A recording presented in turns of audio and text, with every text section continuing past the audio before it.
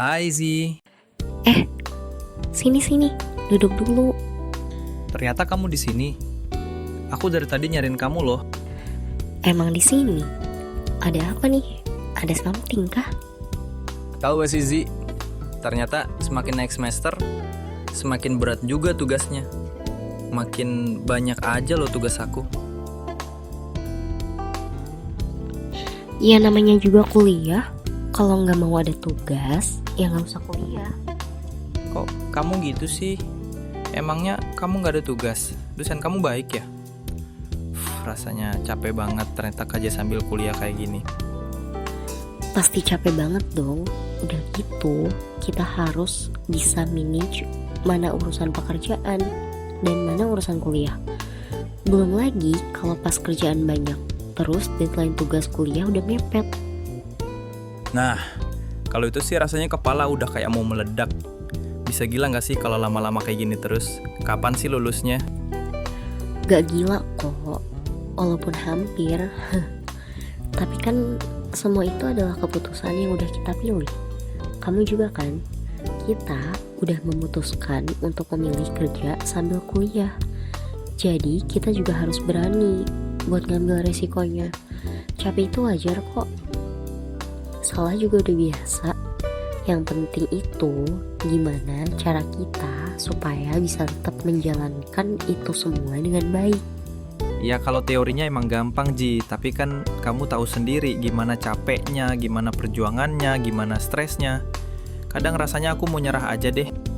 Hey, it's okay. Coba tenang dulu deh. Pikirin gimana perjuangan kamu dari awal sampai bisa berada di titik ini. Kamu udah berusaha sekeras itu. Kamu udah sehebat itu. Tinggal jalanin sedikit lagi sampai kita lulus.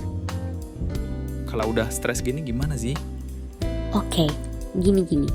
Di luar sana, bahkan di kampus kita, banyak banget kan orang yang kerja sambil kuliah. Jadi, yang stres itu bukan cuma kita doang.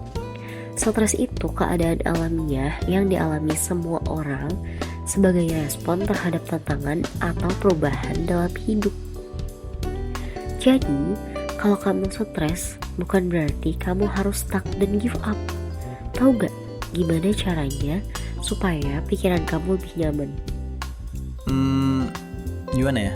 Mungkin dengan ngobrol sama kamu kayak gini. That's right, itu salah satunya. Secara teori, kita bisa ngelola stres kita dengan cara olahraga, makan makanan yang sehat, istirahat yang cukup, relaksasi, manage waktu dengan baik, self-love, bersyukur, dan mencari dukungan sosial. Tapi kan kalau kita kerja sambil kuliah gini kita nggak punya banyak waktu sih. Olahraga paling kadang-kadang aja, makan aja jarang. Terus sering begadang karena dikejar deadline. Apalagi buat relaksasi, nggak ada waktu sih. Nah, kamu lakuin yang sekiranya bisa kamu lakuin aja. Kayak bersyukur, pasti bisa dong. Sesekali lihat ke bawah lah, jangan ke atas terus. Kamu juga bisa self-love dengan kasih afirmasi yang positif ke diri kamu sendiri. Nah, terus, kan kamu pasti punya banyak temen kan? Kamu boleh tuh ceritain keluhan atau masalah kamu ke orang yang benar-benar kamu percaya. Kamu juga bisa cerita ke aku. Aku mau kok dengerin cerita kamu. Wah, bisa aja nih modusnya. Loh, bukan modus tahu. Itu namanya saran. Kalau ada teman lain yang lebih kamu percaya dan nyaman buat cerita, silahkan aja. Tapi, misalnya nih, tingkat stres kamu itu udah over.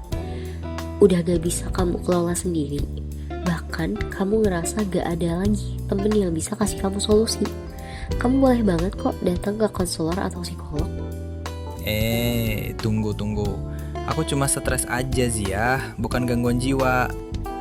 Ih, justru stres yang terus dipendem dan gak bisa ditanganin itu lama-lama bisa jadi gangguan jiwa tahu.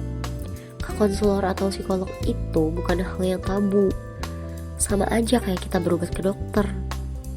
ada hal-hal yang memang kita gak bisa atasin sendiri dan perlu tenaga ahli buat nanganinnya. Iya sih, betul juga. Emang pas banget nih aku cerita ke kamu. Makasih ya, Zi. Iya, sama-sama. Kalau ada sesuatu yang rasanya berat banget, jangan sungkan buat cerita ya. Oke. Siap.